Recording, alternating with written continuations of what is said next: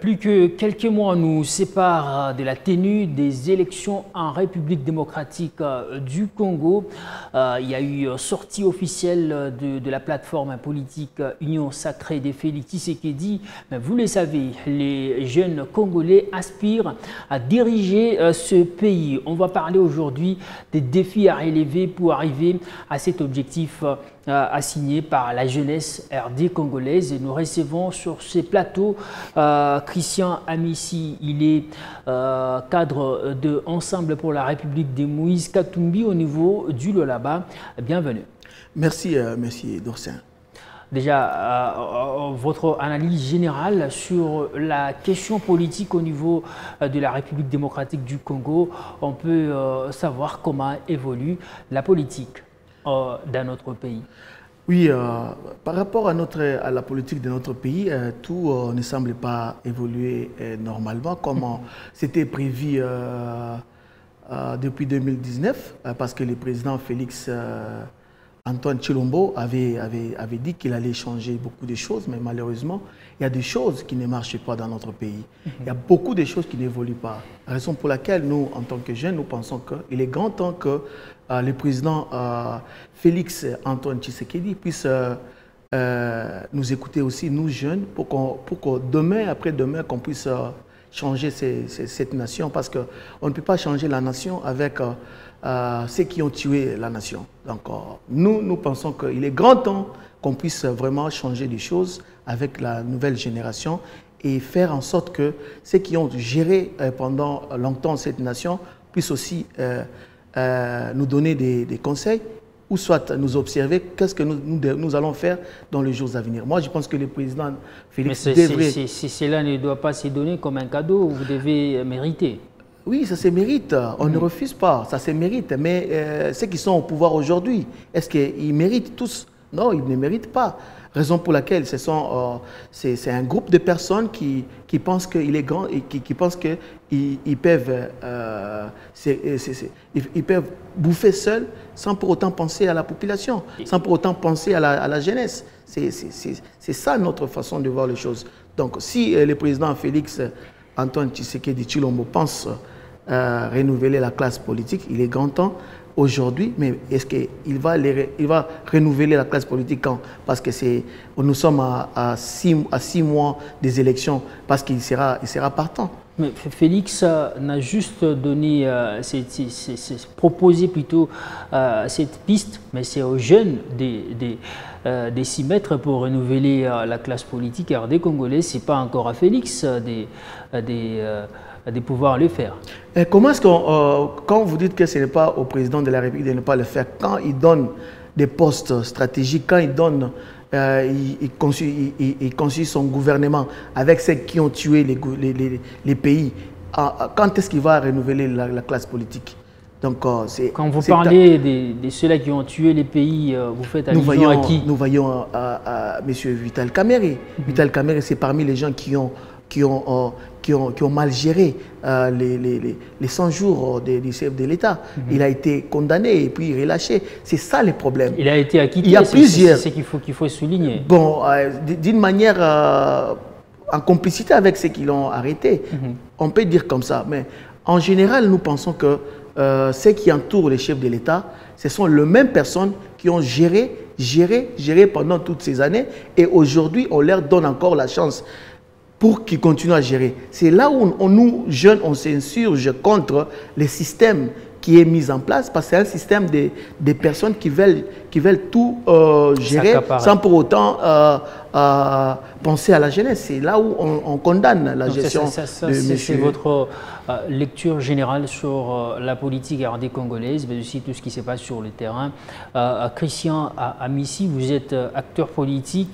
Votre lecture également sur la sortie médiatique ou encore la sortie officielle de l'Union Sacrée. Aujourd'hui, on a vu vraiment des gros poissons dans l'Union Sacrée, et cette sortie médiatique qui a été critiquée positivement tout comme négativement. Mais vous, en tant qu'acteur politique, même si vous avez quitté l'Union Sacrée, votre point de vue sur la sortie officielle de l'Union Sacrée? Oui, avant d'y arriver à la sortie de l'Union Sacrée, je voulais intervenir sur un point qui est très capital par rapport à la situation générale de notre pays. Vous savez très bien que nous sommes en train de passer des moments très compliqués concernant la situation économique. Le social ne marche pas. La farine est à 100 000 francs. Donc on ne sait pas, la population ne sait pas comment se procurer un sac de farine plutôt. Alors nous, en tant que jeunes, nous demandons à ceux qui gèrent la nation, on dit en français, il y a un adage qui dit plutôt gouverner, c'est prévoir. Donc, cette situation, nous l'avons connue il y a longtemps, les années antérieures. Mais qu'est-ce qui fait qu'aujourd'hui, on revient sur les mêmes histoires et on n'arrive pas à préparer l'avenir? Pourquoi? Parce qu'on nous a toujours dit, on nous a toujours enseigné à l'école que l'histoire est une science qui étudie le passé pour comprendre le présent et préparer l'avenir. Mais nous, qu'est-ce que nous avons fait de cette histoire, de ce que nous connaissons aujourd'hui? Mais la jeunesse est calme jusque-là, malgré tout ce que nous sommes en train de passer. La jeunesse n'est pas divisée tout d'abord. Vous ne parlez pas le même langage. Le mal, je vais y arriver, le mal de la jeunesse, il y a des jeunes qui sont aussi corrompus par rapport à la situation parce qu'ils n'ont pas de travail. Et quand vous n'avez pas de travail, vous n'avez rien, qu'on vous propose quelque chose, c'est fini, vous divisez. Alors je vais revenir maintenant par rapport à la sortie de l'Union sacrée. Bon, rien de nouveau, parce que c'est les FCC bis que nous avons vus là-bas. Au lieu que ce soit de jeunes, de nouveaux partis, il y a eu 400 ou 500 partis qui se sont réunis au stade. Et vous avez vu comment ça s'est passé. Les gens sont entrés dans les stades, ils ont rempli les stades, nous les reconnaissons. On a toujours dit que vaut mieux la fin d'une chose que le commencement. Mais c'est la fin qui nous intéresse, nous, en tant qu'opposition.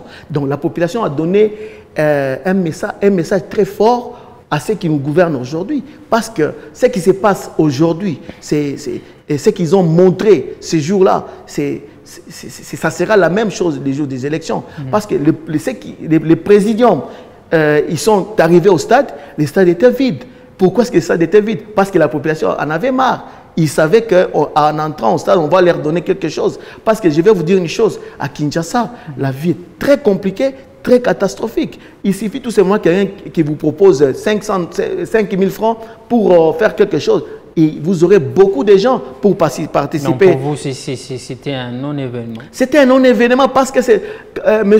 Kabila l'a fait aussi dans le stade de Tata Raphaël. Entre ce que Moïse Fayoulou et les autres ont fait au niveau de Lubumbashi et ce qu'ont fait Bahati Lukwebo, Mbosso Kodia et les autres, mais aussi le président Félix Tshisekedi, qu'est-ce qui est non-événement entre les deux activités? Moi, je pense que l'activité de Kinshasa, c'était un non-événement parce que ceux qui se sont réunis à Lubumbashi, ils sont du côté de la population. Ils sont en train de crier la souffrance, l'insécurité qui règne dans notre pays. Et on ne veut pas qu'il y ait des élections chaotiques. N'oubliez pas que nous nous sommes battus ensemble avec nos amis de l'IDPS contre le système de M. Kabila qui existait concernant les élections chaotiques qu'il organisait. Mais nous voyons la même politique, la même stratégie qui sont mises en place pour étouffer l'électorat des autres provinces. Et je vous dirais, vous allez remarquer que pendant les enrôlements, vous avez remarqué qu'on a diminué sensiblement les bureaux de vote ou on a diminué le nombre de machines qui existaient à l'époque quand Kabila était encore au pouvoir. Mais malheureusement, dans d'autres provinces, nous avons constaté l'augmentation de la population alors que dans certaines provinces, il y avait l'exode rural. C'est ce qu'on ne comprend pas. On va parler maintenant des défis à relever par les jeunes parce que nous tendons vers les élections de 2023. Vous aspirez gouverner ce pays, mais aussi différentes institutions. Les défis auxquels vous faites face aujourd'hui?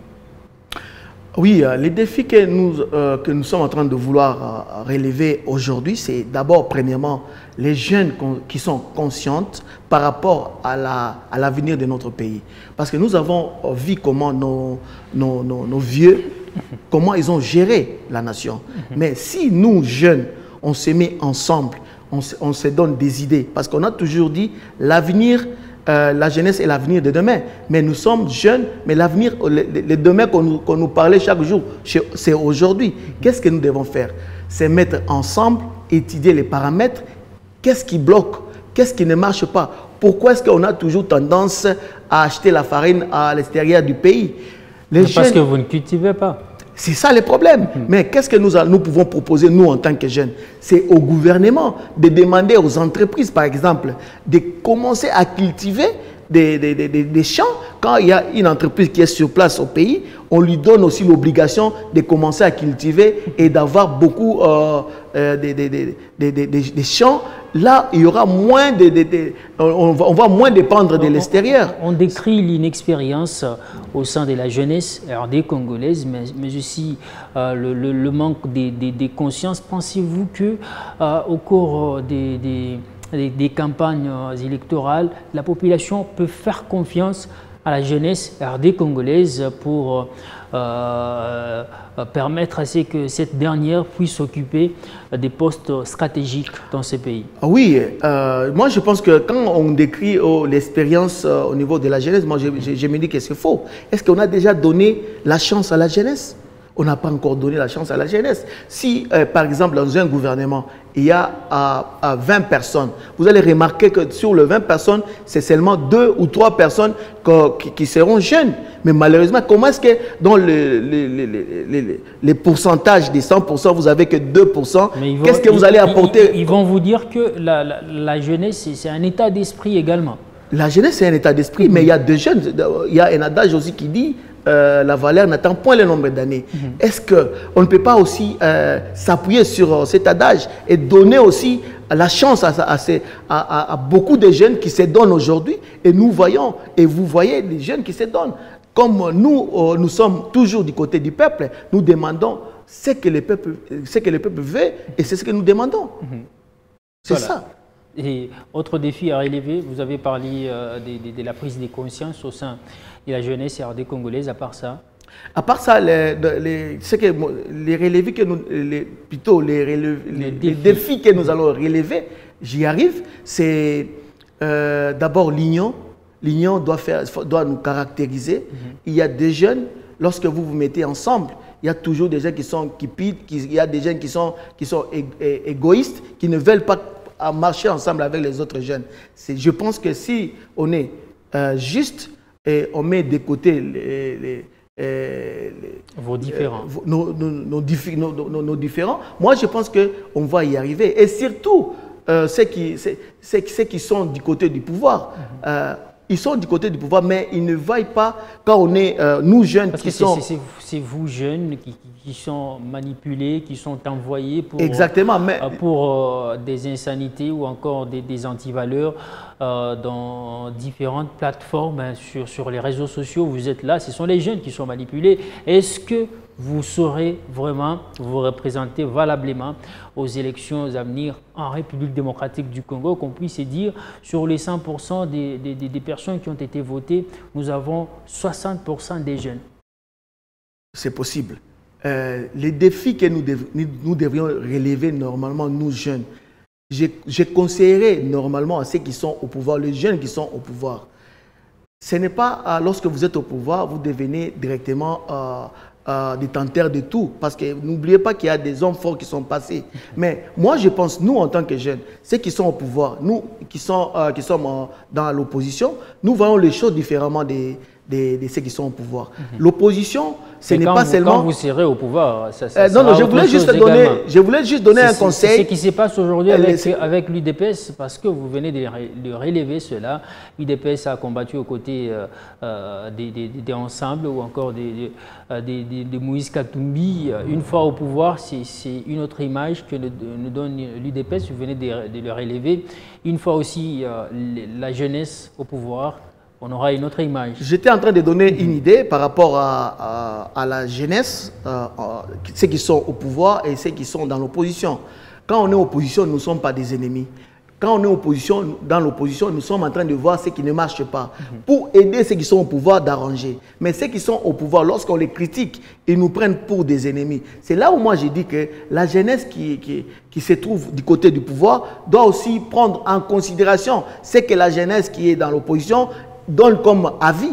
Parce que c'est la démocratie. Et si nous sommes dans la politique, nous ne sommes pas des ennemis. C'est ce que je suis en train de vouloir donner comme conseil à la jeunesse en général, à la jeunesse congolaise en général. Parce qu'on ne peut pas à tout moment commencer à nous quereller, à créer des groupuscules pour défendre tel ou tel. Moi, je pense qu'aujourd'hui, nous devons avoir une jeunesse qui réfléchisse, une jeunesse qui donne des idées, une jeunesse qui permet à ce que ceux qui ont géré la nation puissent aussi améliorer à travers les idées de la jeunesse. Parce qu'on a toujours dit en lingala, moi muke abeta kambonda bakolope babinaka. Ça veut dire quoi? Donc on peut aussi on peut prodiguer des conseils et que les vieux qui sont en train de nous gérer puissent aussi trouver la solution à travers les idées que nous jeunes nous donnons, quels que soient les camps que nous sommes.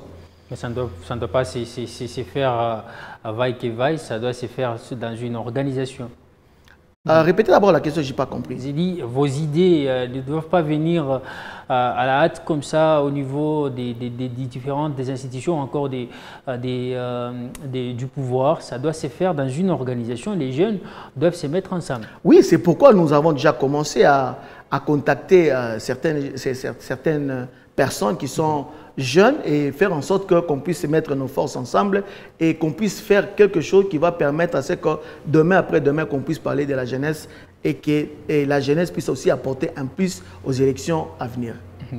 Peut-être pour la dernière question, la marche de l'opposition qui est prévue le 13 mai aura-t-elle lieu, mais aussi c'est pour quel objectif?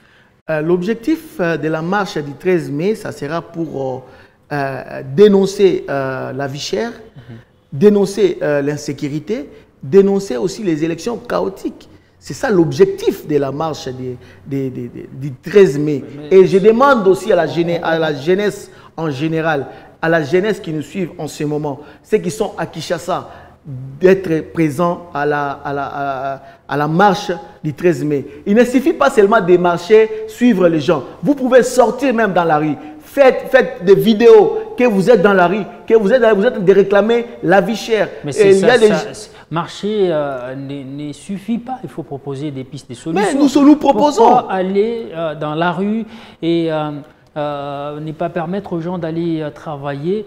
Vous mobilisez plusieurs personnes dans la rue et vous troublez l'ordre public. Pourquoi ne pas se mettre et proposer des pistes et solutions? D'abord, est-ce que les gens travaillent pour dire que les gens, on va dire les gens ne vont pas travailler? Est-ce que les gens travaillent? Est-ce qu'ils ont le boulot? Est-ce que le gouvernement en place a donné le boulot à ces gens-là?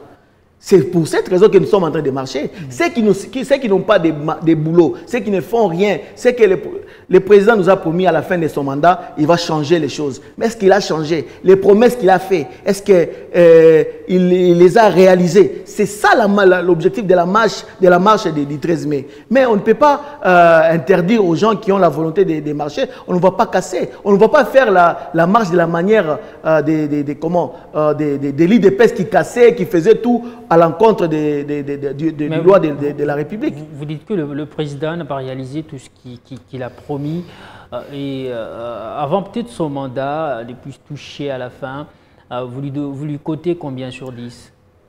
Combien je lui cote sur 10? Sur 10, je pense qu'il a 1 sur 10.